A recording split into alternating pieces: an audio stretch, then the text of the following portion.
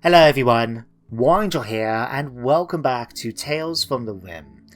Now last season we followed the tale of the Radical, a scientist called Miri that went to a distant RimWorld in order to continue her passion for the forbidden sciences of genetic manipulation, and we ended the playthrough with her creating her magnus opus, you could say, the Architect Centipede, a bizarre hybrid of organic matter, mechanoid parts, and a Architect AI installed inside. So that tale though has come to an end, and today we're starting a new tale with Season 2, The Banished. Now the story has been picked by you, the viewers, out of a series of ideas I presented, and for this playthrough we're going completely the opposite direction, you can say. We're not doing anything with high levels of science, we're sticking to a fairly low-tech setting, and we're going to have a bit of variety in that we're going to have dinosaurs and lizardmen as well. So very excited to see how this turns out. Now for this first part, the first video I should say, what I've done, just like last time, is split it up into two sections. So this video, episode 0, we're going to be talking about some of the mods that have gone into the playthrough, as well as go through the setup for the scenario. If you're not interested in that, then go and check out episode 1 that has been released the same time as this video, and should be popping up as a link right about now on the screen as well, just to make things a bit easier for you guys. So if you want to stick around and find out a bit more about the mods and things like that, then continue watching, otherwise skip through. Okay? Yeah? In that case, I presume if you're still watching, you're interested. So let's first of all go and show you the mods. Now, if you do follow this mods, and the mod collection is linked in the video description down below, the first thing you may notice as you load things up is that there's going to be a whole lot of red on the screen, like this. Now, it's nothing to worry about. What happens, this is a result of one of the mods that we're using to actually lower the technology of the planet. So it's nothing to worry about, okay? The debug menu is fine. But once you come back to this, what we need to do is just go to the mods, and I'm going to showcase some of the most important ones in my opinion for this playthrough. Now, this is probably a very good idea to have set up this particular way, so then you can ensure that they come first. But speaking about the debug log, this is the mod that causes it. Low tech. As you can see, it makes a medieval world with no guns, low levels of technology. And if you read through here, what it's basically done is removed guns from all the vanilla factions and traders, disabled the mechanoid and spacer factions, made it so electricity is unresearchable and all the technology beyond that point, as well as things like pod crashes, psychic and poison ships and so on. So things are just going to be low tech, right? We'll be having to rely on melee weapons, bows and arrows. I think we'll be able to go as far as crossbows, but we'll have to wait and see about that, if I'm going to be honest. So that's one of the most important mods, and the one sort of to work alongside it is Tribal Raiders. Now this mod by itself does give you a new Tribal Raider faction, so these guys will not be happy with you no matter what, and they just want to keep raiding you. But as you can see here, we've got a special option with the mod that allows you to create a tribal planet.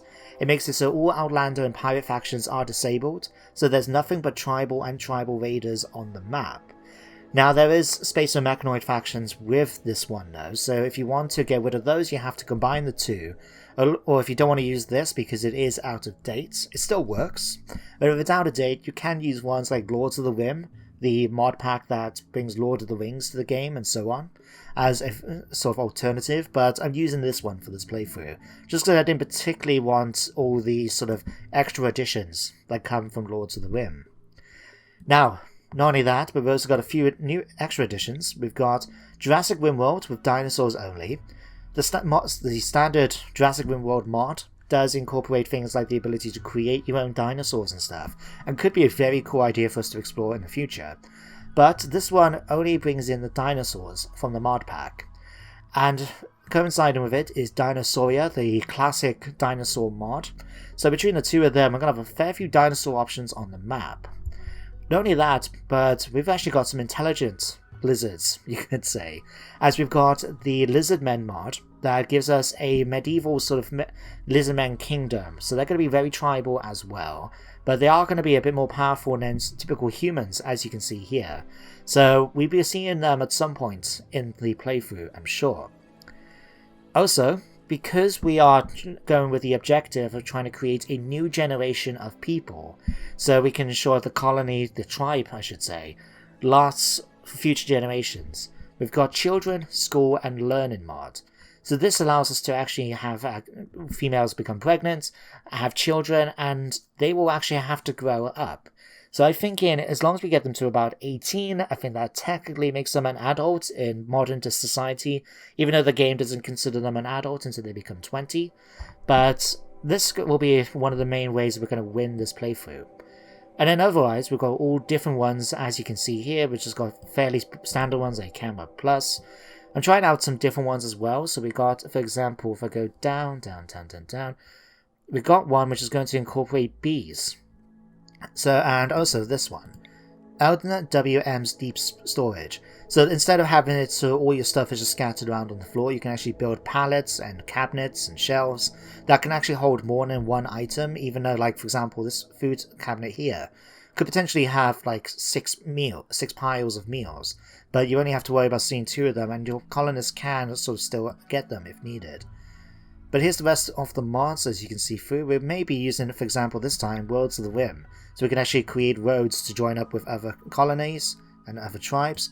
We've got the bees and honey ones, so we can actually make mead and have a bit of fun with that. We've got Rim Writer, so we can actually make scrolls and stuff, just so we can have a bit of fun in order to try and set that up. And plenty of other mods as well, but that's all of them here. And like I said, you can find all of these linked in the video description where the mod collection is. But with that said, let's do this, and don't worry, this will come up because some of the mods are out of date, but they still work fine. Skip through that. And now we're going to set up our colony. So we're going to come on here, and as you can see, I've already set up the Banished scenario. Now this is just a variation of Lost Tribe, but instead of having all the beginning stuff, I've decided that as they've been banished, they have nothing apart from the clothes on their back. And I've also disabled a couple of incidents that I think do still crop up despite using the Medieval Times mod. So we've got escape ships. We don't want the AI contacting us about it because we're not going to escape. We're not going to have any ship chunks drop down from the planet because I don't think that's realistic for this world. And for wounded combatants, we're not going to have that thing come up like it did in the Radical a few times when another faction contacts us, asking if we can actually help their people as they get dropped down onto the map by drop pods. So, apart from that, everything else is set up essentially like the Lost Tribe mod. So, we do this. We're going to go for Cassandra Classic for our Storyteller on rough with reload any time, just in case there's any issues with the mod pack, because we are using a couple mods that are out of date, and there's always the issue when you use as many mods as I do, that something goes awry, you know? So, we'll use that. Go next. Now, what world are we going to have? First of all, for our seed, which is going to keep going until we say stop. Sayuri. Okay, sure. Glow coverage, I'm going to go 50%. Let's go 60 actually. There's no point going 100% because that just takes ages then to create a globe, and we're never going to explore more than half of it, if that, anyway. So just having a little bit of 60. No, let's make it 50. There we go. But we can at least see our side of the planet, basically. And then finally our world type. What world do we want? Well, I'm quite happy for this playthrough to stick to RimWorld default, although we could actually make it Earth-like this time.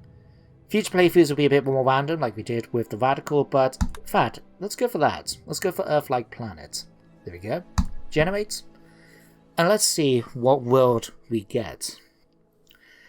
Now for this playthrough, we do want to try and start off next to either a sea or a river, so we can actually use the Dubs Hygiene mod, although I have changed a couple of the settings to make it so our colonists aren't going to be as sort of eager to have a wash every 5 minutes, because that does get a bit irritating when they're trying to be working and then they disappear off to give their face a wash or something. But there we go, here is the world of Sayuri. I'd say it's quite interesting. Very bleak and thing up here on this particular island, isn't it?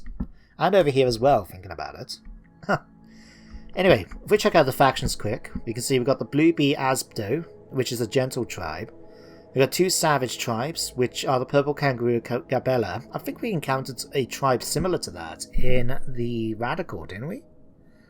Huh, maybe. We've got the people of Azami, which aren't happy. We've got a lizardman tribe, the Empire of Vosk, and the Covenant of Nakar, which is also a tribal raiders one. So these guys will never be happy with us. They will always just hate us. So that's something for us to bear in mind. These could change over time though, so that's something. So ideally we might want to stay maybe close to these guys, the Gentle tribe, but they're all the way over here.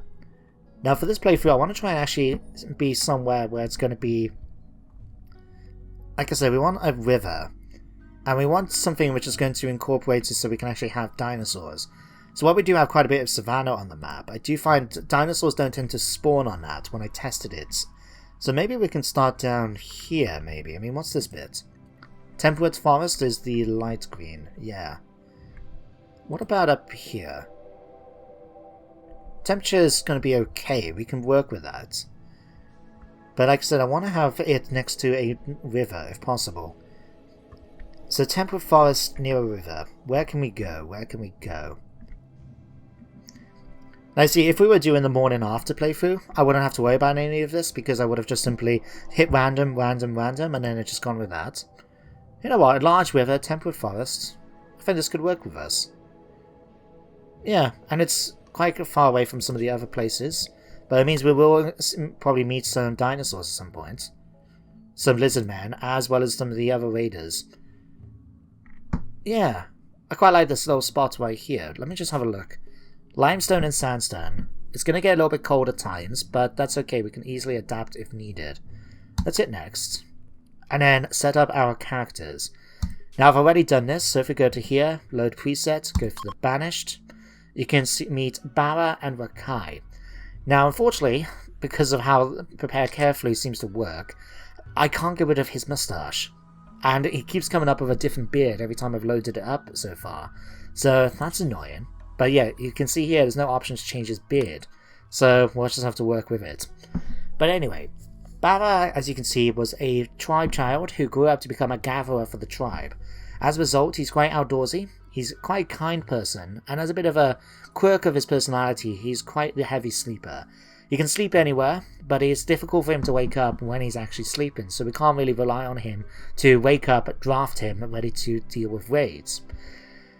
He's got a few passions, mainly in plants. I think he's the only character we got with a passion over 10. But that's only because Gather does +8, and I thought it's something he would be very passionate about, so I decided to allow it to go higher. But we also got for animals a bit of crafting, construction, and melee. But otherwise, this is Bara. Now Rakai is a tribe child as well, but she grew up to be a lawkeeper for the tribe, increasing her intellectual, social, and artistic skills. She's pretty, quite the peacemaker, as you can expect, from the lawkeeper, and a bit of a nibbler. Just a little quirk that makes it so she takes longer to eat her food. I thought that was a nice little trait for her. She's also got a few passions, not as spread out this time, although I could make it a little bit more, I guess. I mean, I'll increase social, in fact, and intellectual. There we go. And shooting. There we go. So, she's also got a scar on her shoulder from an old injury, and that's our two characters. Now, compared to the Radical, we've actually set up a few relations, as you can see here. So, we've now got... that needs to change, I just noticed, because Kaxago is somehow his Bara's older sibling, and his ex-wife as well. So let me change that, because we need to have an ex-wife for him somewhere in the world. So let's go this one. We have him as the ex-husband of someone who's suitable. Black Monkey. There we go. 18 years old. Perfect. There we go. That is our thing. So Kaxago has got his Bara's older sister. Rakai has got a grandfather out there in the world. And both of them have got their former partners, and these two start off as lovers as well. So, with that all said and done, let's hit start, confirm, and let's load up this playthrough. So just give it a moment, we'll set things up, and I look forward to this playthrough. It's going to be an interesting challenge. And I have to be honest, I was planning to do this originally with just one character, but I thought that might be a bit too tough to try and deal with. And I quite like the idea of actually having a bit of a story behind it by having, this couple being sent off so they can actually support one another. We can keep the sort of lone starts for another playthrough. But here we are on the screen. Now, for this one, we're going to choose democracy this time. And here is where I'm going to end this part. So next part, we'll continue from this point, so we actually have a beginning for our story. And we'll start setting up the base and go from there. So go and check out episode 1 now, which should be released the same time as this video. Otherwise, I do hope you enjoyed this playthrough of the RimWorld. And yeah, feel free to let me know in the comments what you think about the playthrough. Give me any tips, advice, and so on. They're always appreciated. Otherwise, take care everyone, and goodbye for now.